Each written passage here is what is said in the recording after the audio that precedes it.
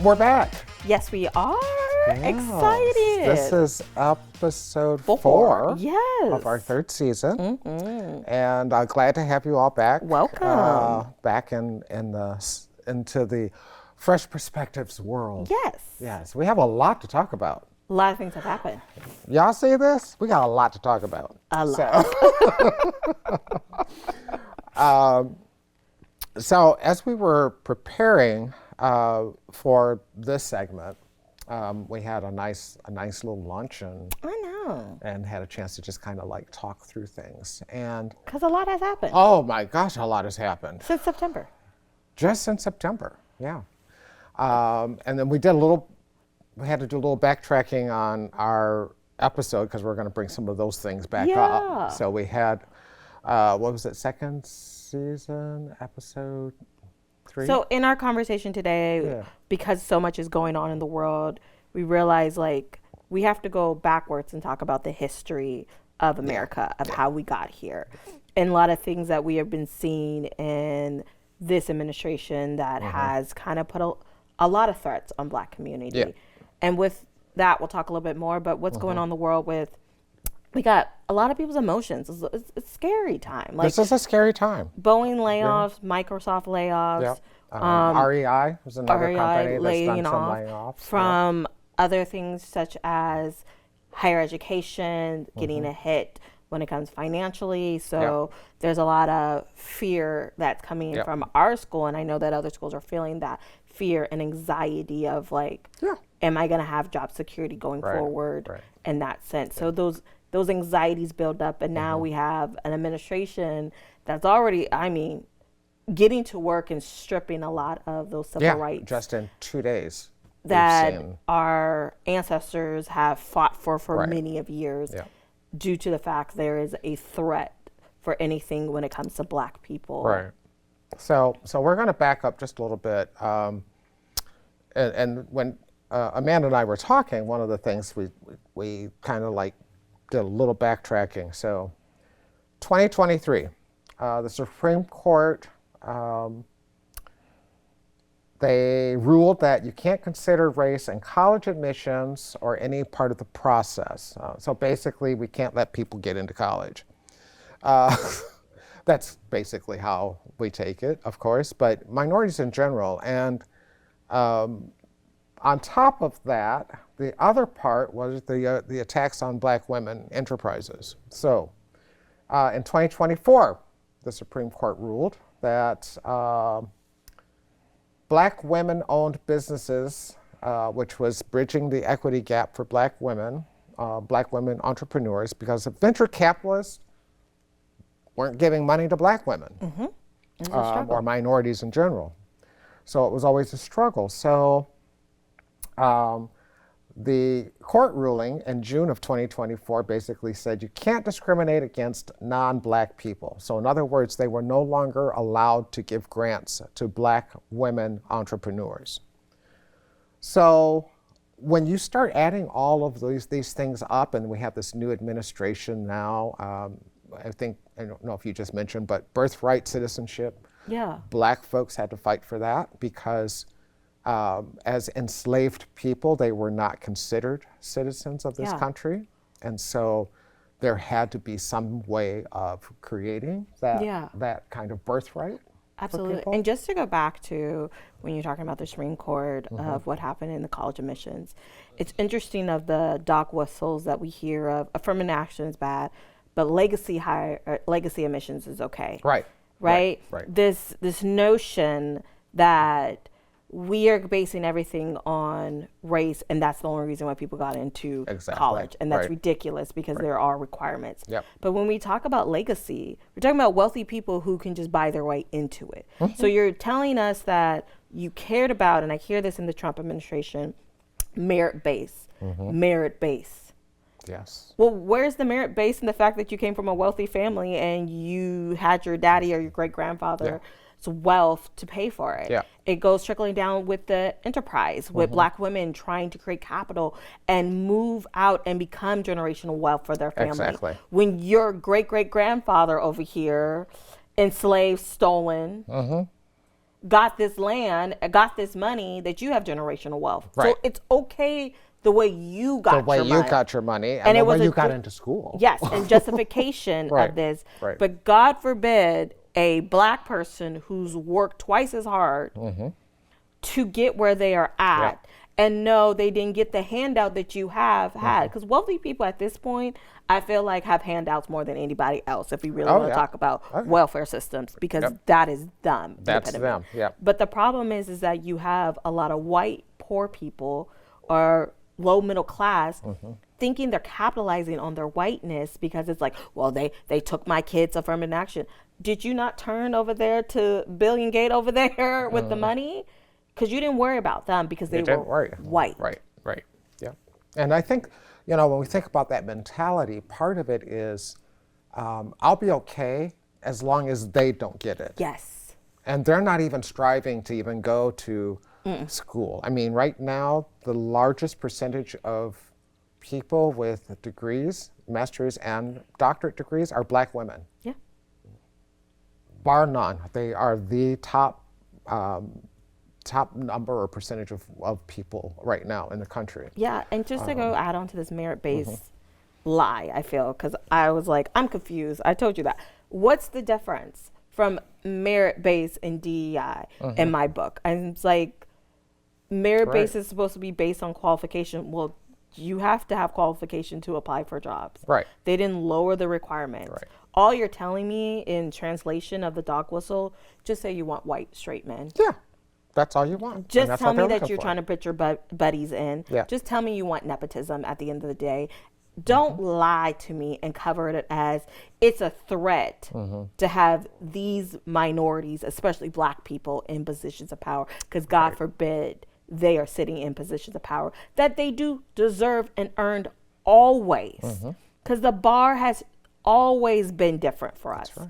And the merit base doesn't change the fact that you still discriminate people based on their names. You still discriminate people on their hair. Yep. You haven't talked about these issues, but out of thin air, with a stroke of a pen, you think America has changed and now it's a society that has evolved. Yeah. Lies. Where there's no more racial. There's no issue, racism. There's no no racism. No nothing. And it's crazy because it's like, we don't change the laws about seatbelts.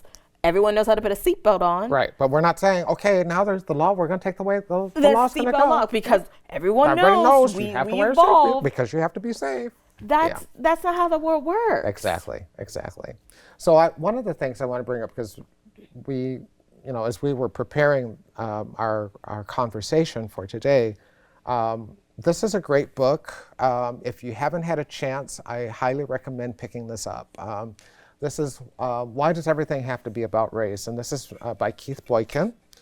And one of the things that when we talk about legacy, this is an African-American man who graduated from high school, was on the newspaper, was doing all of these things. He had like a really good, what I would consider a really great resume for going into college. Got accepted at Dartmouth, and he talks about being in school with one of the Rockefellers. Can't remember which one, but being in school at Dartmouth, and then being in school with this person whose grandfather, whether their name is on one of the buildings. So again, that generational wealth showing up in this particular case.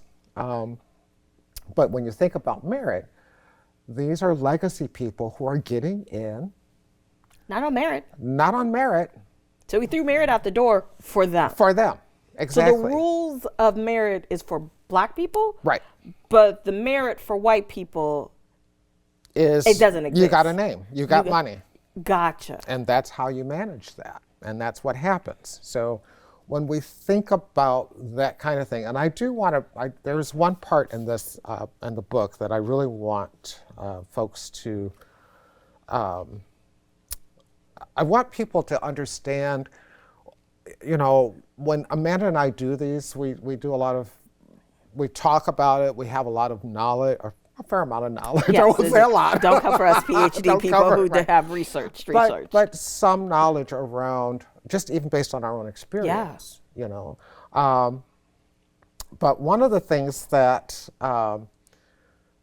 that he talks about in this book is affirmative action is not reverse discrimination. And I found this very interesting, and I mentioned it, I do a leadership class, and we were talking about our mission, vision, core values, and everything. But anyway, one of the things he talks about is by ignoring, and I'm just going to quote here, by ignoring the historical context that led to racial disparities, the same white Americans who fought against civil rights for black people suddenly found a way to portray themselves as victims of affirmative action. They called it reverse discrimination. It was an argument as old as Reconstruction, when Judge Daniel G. Fowley, I think I'm pronouncing that right, complained as early as 1866, 1 year after the formal end of slavery, about unjust discrimination against the white race in favor of the Negro. Isn't that interesting? And that's when, in 1883, the Ku Klux Klan began to rise to power, and the Supreme Court warned that basic civil rights protections for a people who had only recently been liberated from enslavement would somehow make black Americans the special favorite of the laws. Is that not interesting? But that tells you a whole lot, doesn't it? They're worried about us. They're worried about us. So they burned everything down when it comes to the massacre of the community. Exactly. At the end of slavery, Yep. slave masters got reparations, but black people can't get nothing. reparations, Yep. so it's Yep. okay. So it's okay. Yep. It's just to justify the means. And it just, the continued cycle of history, right? When we talk about ownership property, Right. that black people fought to own land, right? And now we're here fighting to still have ownership of land. Appraisals of people's properties are different because of black families. We have what's going on in California, these houses burning, right? And a lot of them is generational, right? That's all generational wealth. It's passed down, Yeah. and now everything's burnt, and now you know cost is going to go up. You know that redlining is going to happen, and yes, we can talk about gentrification, but gentrification is another word for redlining if we want to call a spade at this point in this time and date. Right. So you have this, every cycle happens, right? You talked about things that happened in 2023. We are now in 2025, but we can all sit here and see the damage and the stripping of black people always have to fight every decade. Yeah. Right? It's always going to be a fight. It's going to be a fight for these families in California to it get is. back their community, get their- knowing that the banks are not going to do what's right by them, knowing the insurance company is not. Are not going to do right by them. So someone Right. who is from international or in the United States, wealthy people scoop up their land, not give them bare minimum penny to the dime. What does that sound like? Yeah. Oh, that sounded like here in Seattle when they were scooting people out from the Central District. Central District, yep. Yep. That's And the same thing. and out buying them. Yep. And I think, you know, when we think about, and these are two different things, but thinking going back again to history, you've got the Tulsa Massacre. Yes. Okay. Finally, the DOJ came out with a report just recently, actually on the 10th of January. The DOJ came out with a report saying that what happened in Tulsa was actually the result of a white mob or white men going in and destroying and looting. Oh, there's that word, looting. Going in and looting black homes, black businesses, killing over 300 black adults, children, going in and killing them. The police officer deputizing people.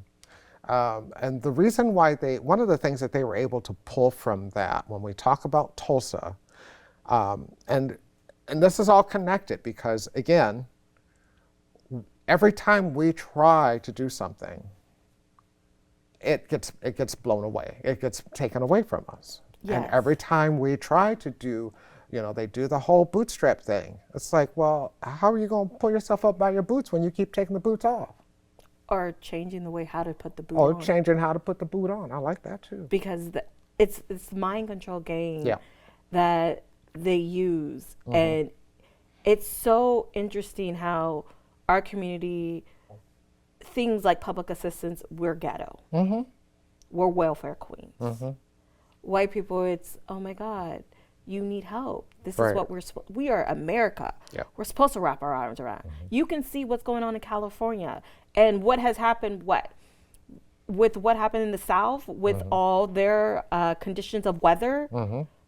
Why are senators and congressmen talking about how, well, we don't know we're going to help California out because of all this? Exactly.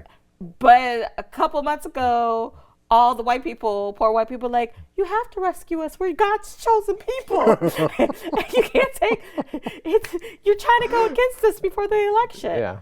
So California's a Democrat state, the South, okay, what's happened in their weather condition from tornadoes and all that, we have to help.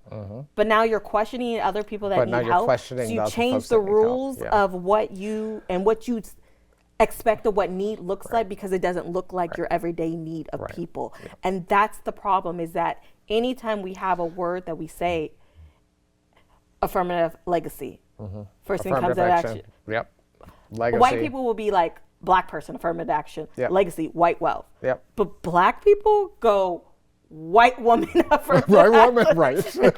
White man. Right, yeah. Like, we are going to add the gender to it and the race. So if you're gonna go there, let's talk about the majority of people who voted. And black women tried to warn. Listen, Black Mark. women tried to warn. Listen, Mark. There were some of us black men that tried to warn. Man, Mark, we going to go there? And I'm gonna go there just for a hot Okay, minute. Just for a hot minute. Majority of people who voted in the last election were white men and white women. Yes. White men, white women. For their best interest. For their best interest. And their best interest is to keep the United States as white as they possible. Yeah. can. Period. Period. Which is not how this country, well, I say not how it was founded. Technically, it was we opened our doors to all kinds of nationalities Let's tell the truth again. We I know, opened I know. our We doors opened our doors to exploit people and Yep, their you're gifts and talents Yep. to get capital gain. Yep. It's Right? all about It's all about capitalism. Yeah, that's true. So anyway, let's get back on track. Because, oh Lord, I could talk about that forever.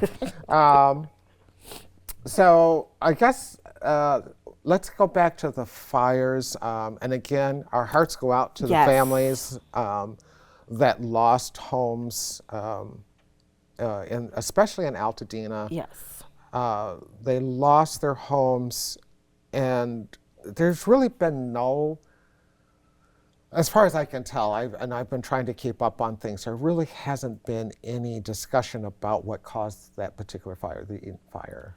But the notion on the news of how this has been covered, Oh, that that's what I was black getting people to. are looting their own houses that they're That's the trying other to part protect. of it, yep. So you have this tragedy right now with a fire that your house and what's going on in your neighborhood, helping your neighbors. You're already in a scarcity mindset.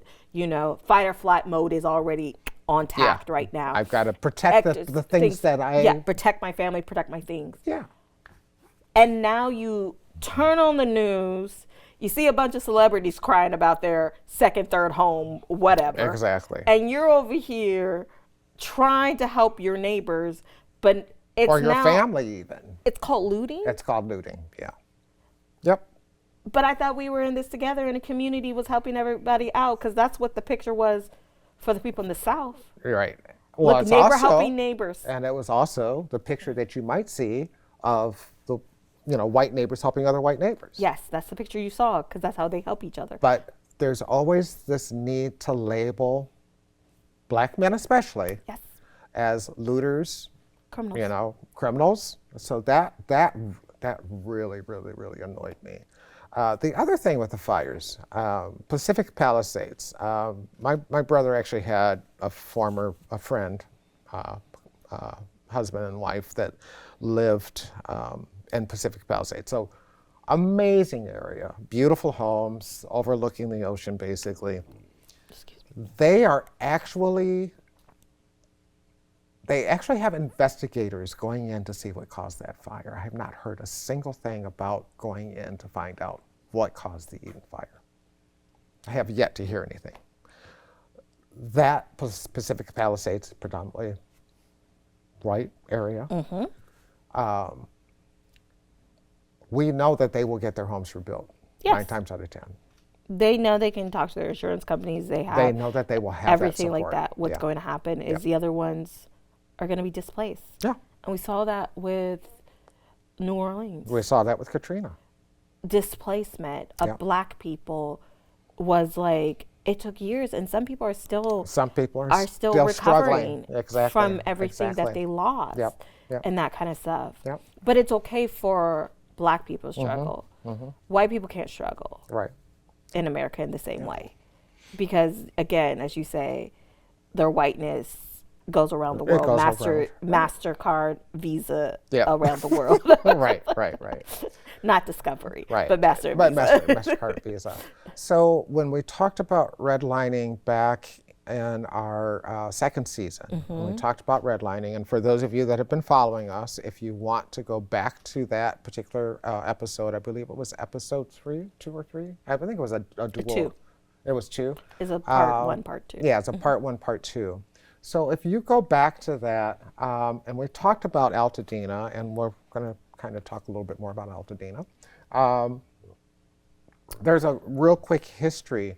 In California, the entire state, it was very difficult to purchase homes for black people.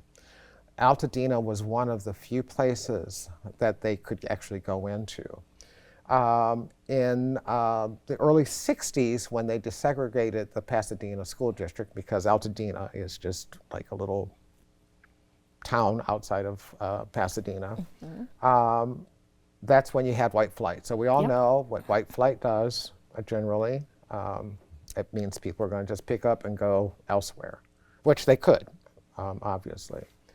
So these homes have been, because of redlining, black folks were actually able to move in and buy these homes. Yes.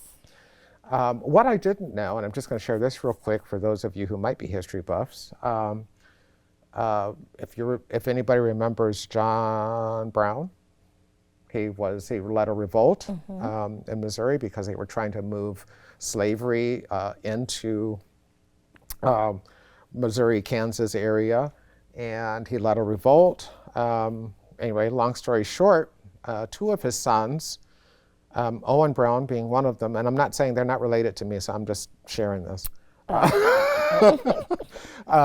They ended up moving to Altadena and building a little homestead, and it was actually a safe haven for Union soldiers. So it was actually a very safe place, and they were, John Brown's sons were actually regarded very highly because of their father's work toward abolitionism and that kind of thing. So, but anyway, over 15 years, half the white population had ended up leaving Altadena, and that's basically where the black families, and that's where they went in, purchased homes, and kept the home. Kept the home. Great grandma had the home, passed it down, passed it down, fixed it up, Yep. and it keeps going until now you have a fire. Yeah, and that they were able to generate that generational wealth That we talk about all the time. that we talk about all the time, because those homes were worth a lot. Yes.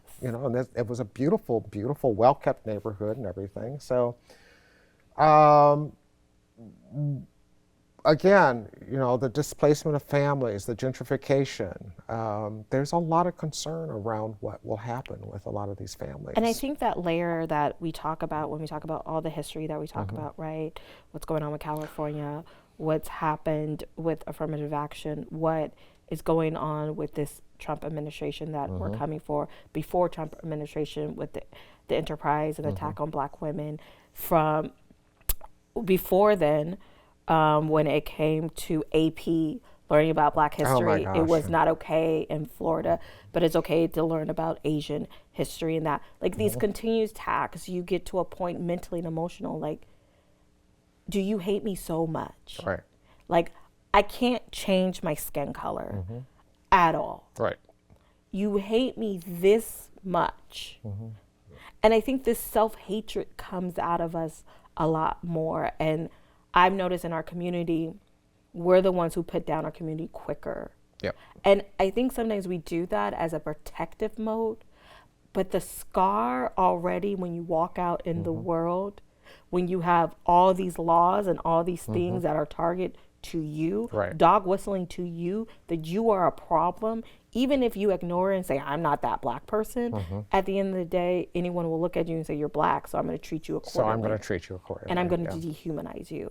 And I think that emotional labor, that is what is killing our community, because we got high blood pressure, we got diabetes in our community, right?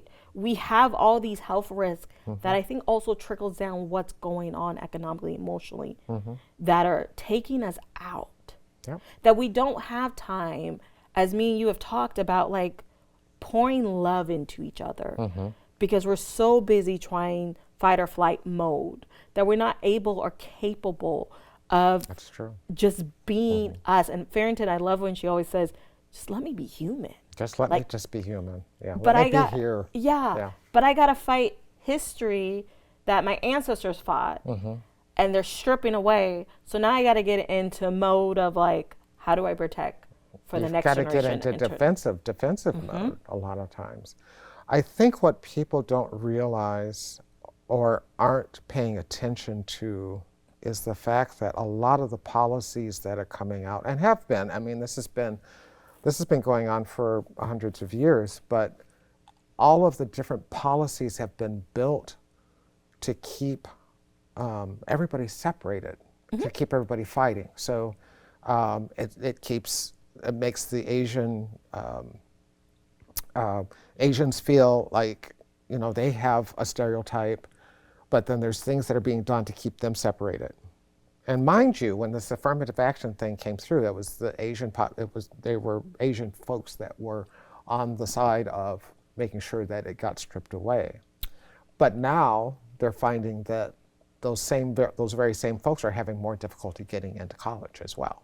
I think So- this notion, and when you talk about division, I've always felt and seen through history, it's always been blacks, the rest. And it's always been white people saying, at least you're not black.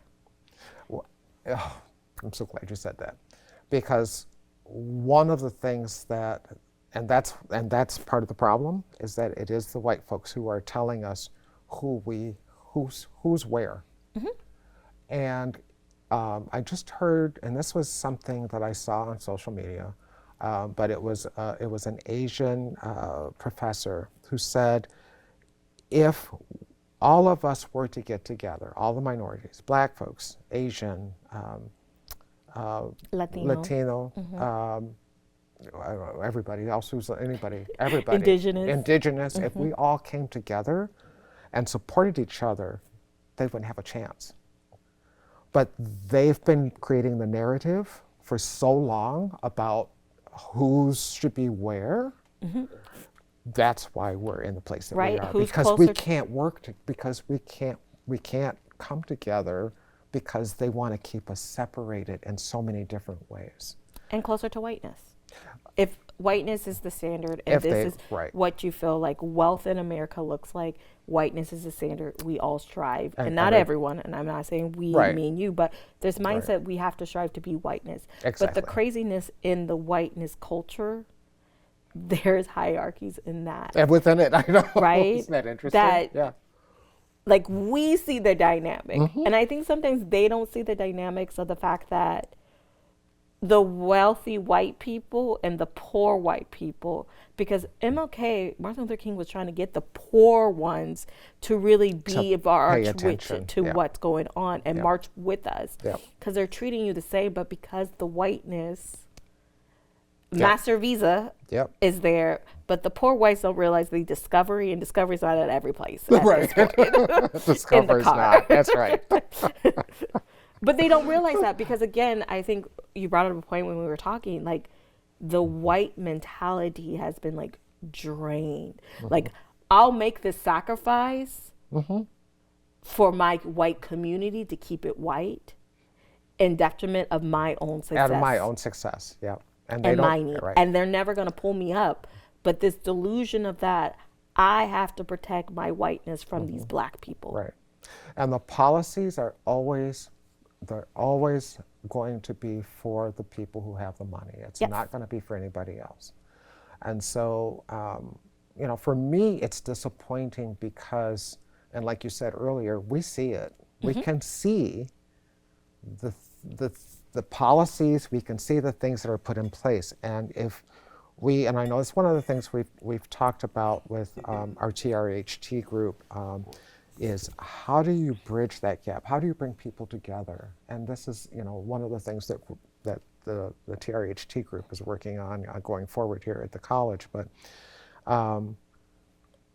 we have a lot of work to do if we want to actually be successful and be a country that is welcoming and caring. And I say we, that's a collective we, that's not just you and me. I'm tired. I don't know how much more work I can do. I think the work is different, right? For The work is different. Where you're at in life, Right. it depends on where you're at.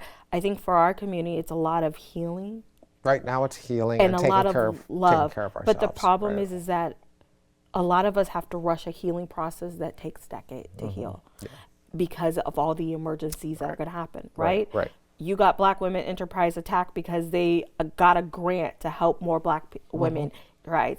Getting attacked that it was discrimination towards. Right. But there are organizations that are helping Asian community, Pacific Islanders Right. communities, and those are not getting attacked. But what do? We attack Black women Right. and what they are doing Right. and what they're trying to do of generational wealth and Right. educating the next generation in that. Yeah. So you have this joy that someone created out of love and need. Yeah. And then there's a tax on it. Right. And there's continues a tax on it. Yeah. And so it just brings me back to everything we built gets attacked. It gets attacked. And I get some people's frustration of like, why even bother? And with Well, to your point, they want to tire us out so that we don't bother anymore. And I think the fact that we are keep persevering and hope for a better future. And back in the height of COVID, when there was a lot of protesting and everyone's like, you're burning down your stuff. And I remember someone say, it's not ours. It never has It been. never was ours. Right, It's yours. Yeah. And you need to realize that it has always been yours, Yep. not ours. It's a monopoly game. Yes. Yep. That has been rigged for generation to generation. So when I hear even people in our community be like, I don't understand why Black people don't get it together, because I'm like, hi, listen, you were blessed to come from this family. They were blessed to come from this family. But keep in realize you both have some trials and tribulations. Yep. At the end of the day, they're still going to look They're at your still skin. going to look at your skin. You better That's thank right. God your mom named you a basic white name. As I say, my mom named me Amanda. I got named Mark. Well, my grandfather named me that name. But someone else who doesn't have, Keisha, Yeah. Keisha going to get judged. No matter what. No matter Keisha can what. come from, be a Harvard graduate. Yep. But Keisha's going to get judged on her name. Yep.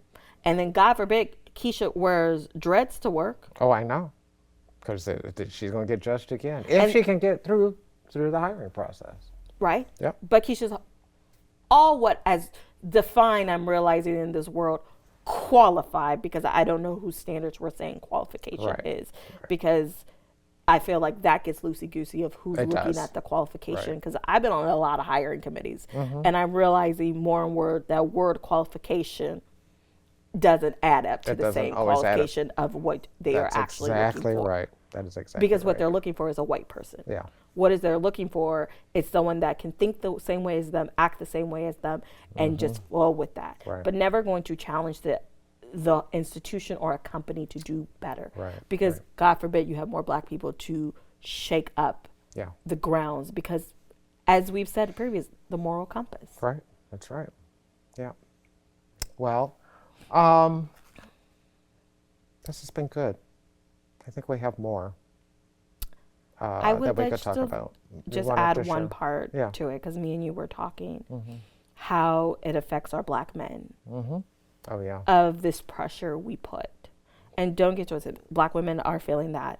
But this notion that black men cannot rest on black women's shoulders in a vulnerable place Mm-hmm. where black men have It's to true. be on. Mm-hmm. And a place that sometimes I will say, as a black woman, we're not allowing black men to be vulnerable, to cry, Mm-hmm. to actually Mm-hmm. have the space to be loved and seen and not shamed. Right. And that part of them building up Mm-hmm. is not helpful for our community to Right. grow, Right. to move forward. Yeah. Right? We talk about all this history stuff that we've been talking Mm-hmm. throughout this session.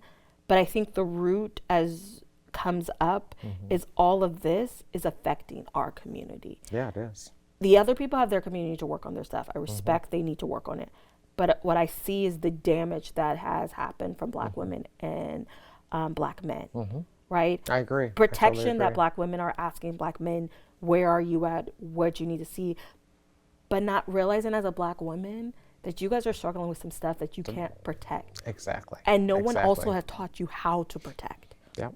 And I That's think true. this expectation we have on black men are great. Have high standards. I'm with this. But you also have to give the opportunity for that black man to heal. Yep. You also have to give space and that to root for them for the best of I them. think you have to not only give space, but you have to ask how you doing. Yeah. How you doing, man? And that's one of the things I've always appreciated. I have, Catrice, Catrice drops Yes. over every once in a while, just checking to see how you're doing, just coming by to see how you're doing. And that means so much to me. You do the same. I have other of our colleagues that do it, but we're not doing that enough. No. And I think that's what makes it difficult for black men in general, because they don't feel like there's anybody who cares Yeah. about how they're feeling or what they're dealing with or what their struggle might be. So having that support, and it's got to work both ways. Yes. It's not a one-way street. It has to work both ways. I know I text you, Pierre, are you doing all right? I'm like, you still here off work? You'd be like, yeah. So, but being able to have that support structure built in, it's really important for us to know that someone who just cares. Yeah. Like worry about you, love you enough. And I think that's the part we're missing sometimes in our community is the healed part of us still working on us to learn how to love each other. Right. And not Right. just each other, because I think there's some health hatreds that we have inside of us that if white's the standard and I'm far from the white standard and all these things are happening, of course I'm going to have some confidence with me, my Right. body, my image, Right. how I show up in the world. That's right. All these things collide. And it's like, it's overwhelming. It's almost like you're drowning and trying to find your footing. Right. Yeah. And I think that's the thing that we really need to work on in our community for not just this year because of Trump administration. We need to keep planting these seeds and growing in small steps. If it is, you can't afford a therapist, but there is groups in churches that you can go to that you feel Yep. safe. If there is a person that is safe enough to just let it out. Yeah. I feel like there's so much anger and valid anger. I am not Valid saying anger. or is something wrong with it. Right. But if you don't know where to release it, we have a problem. Yep. If you can't go shoot some hoops and let it all out at the game, playing b-ball with somebody in the street, Right. you have to figure out an out of all this anger and what is going on, because it's going to eat you up at the end of the day. That is exactly right. That's exactly right. Okay. I thank you I thank you. for this opportunity again to chat. I think there's a part of me that wants to just kind of say,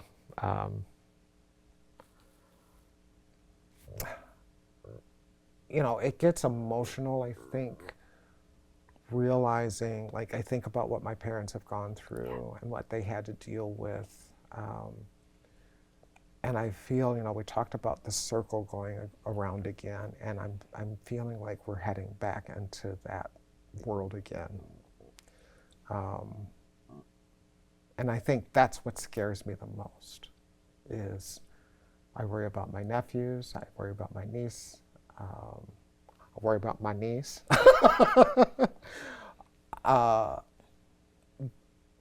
Because I think it's going to get harder before it gets easier. And I think we're up against a lot of challenge. So thank you for just saying, that we have to love each other. We have to show more support to each other, because I think that's the thing that will help us. Yes. And that's what I saw, like when what my parents, and I came along later than my older brother and sister. But I remember the stories of what my parents had to deal with and what they went through as a young, educated Black couple. Yeah. And what challenges they faced. And there was a lot of racism involved in that whole experience for them. And at the same time, they fought hard, and my hope is, I have a hope, and I also have a concern, and I know what you say about hope, so maybe I'll go back to say concern. My concern is that, do we have the guts to fight like MLK did, like Medgar Evers, like Malcolm X, like some of the folks that have come before us? Those are our ancestors. Do we, as a Black community, have Yes. the ability I to do that? believe, and yes, my thing's about hope, but I'm working on changing my hope. Jesus been working on me, Mark, about my hope. I've been praying for you, Because I've been girl. hoping in I've Jesus. been praying for you, girl. Thank you. I've been reading my scriptures. Lord been working on me about hope. But we do. Yeah. The reason I say that, I see it here. Oh, when yes. we've had incidents, we may not have talked to each other for weeks and months, but we lock in. We lock in. That's We true. lock in. That's true. I have seen so much lock in every circumstances that they throw us at our way, that we are locking in with each other. We are in solidarity with each other. Yes, we have people who have different opinions, but at the end of the day, you Black, I'm Black, this was injustice, and we're going to be together. And we're going to be together. And with the act of love, let me be clear. Love is not telling you yes, yes, yes. That's exactly it. Love is being someone as an echo chamber, that I love you enough to say that you got gunk on your shoe and you are got food in absolutely your fatigued teeth. and you are absolutely foul, what you just said. I'm going to pull you aside. But I love you enough to wrap my arms around you, walk with you in reconciliation if that needs to happen in life. Yeah, that's true. But love is not just I'm giving you a hug, and that is a great It's gotta embrace. be more. It is an action and an act of love to do things. And with hope, I realize if you have hope, you have perseverance. And what our community has been is very hopeful, and we have perseverance every single day. And we are resilient. Every single moment. Yeah. But in those times of figuring out what love is and thinking it's yes people, that's not the love we're talking about. Right. And that's not the love you need in this work. Right. That's right. Thank you. Thank you. Thank you. Thank you. Okay, you heard it from Amanda. Change my views on hope. As you did. All right. Well, I want to thank you so much for this time. Are we going to say? I think we just close up. We just want to close up. Let's close up. Okay. We can figure it out. We later. can figure out the changes. There's some changes There's coming some on. changes coming on. And I can speak on a little of my changes as we close up. Okay, if you want to do that. Opportunity Okay. and You that. want to do that now? I'll do it now, Mark, Okay. for you. I got a great opportunity to leave Green River to go to Seattle Central to be a director of workforce education. So I'm very honored to step in that role. Most of you will probably see this later on, so I will probably already be starting at Seattle Central. This is not goodbye to me and Mark sitting as Fresh Perspectives, this podcast. This is a continuing conversation that will always happen. I mean, me and Mark always talk, so you don't need to worry about that. Yeah, have to worry about that. So it's a continuous work that we have shed love on, and amazing work that we have done to just be able to just talk to people of what we're feeling, and having you guys watch us and as we grow together. So we're going to continue to grow in this next chapter. Yeah. So thank you all for watching this episode. Take the time you need to breathe. And if anyone hasn't told you, I love you, and you are worthy and loved by me. Yeah. Thank you. Thank you very much. I appreciate that. So I guess this is our little wrap for this episode. We want to thank you all for joining us. Can I give a little shout out to Mark Barrington? Yes, amazing work. Mark Barrington's doing some amazing work, so I want to give a shout out to Mark Barrington. Whoop, whoop. Probably by the time this podcast shows, we may be done with his series, but Yes. I'm hoping that he will continue this work because, again, it takes a village. It takes us all to do that work. And it takes someone that acts of love. I know he's It does. going from bell hook, Yeah. all about love Right. and that. And that's the example, right? Yeah. Mark is starting very small in a community base, saying all the work he's done, and now he's pouring Just in and pouring in creating, and creating. a space. Yeah. Our amazing team has also put in their application for the award ceremony. So hopefully we get the gold like last Oh, time. you're talking about these people? I'm talking about these people Oh, behind the my scenes that don't show their goodness. faces. I know. So yeah. amazing Okay. work this team has been doing on this podcast, and me and Mark are very grateful and Yeah. thankful for Yeah. the work they have done. Yeah. So, all right, we're wrapping it up. Thanks, everyone. Thank you, everybody. Bye. We will see you later. Have a good one. Okay, guys.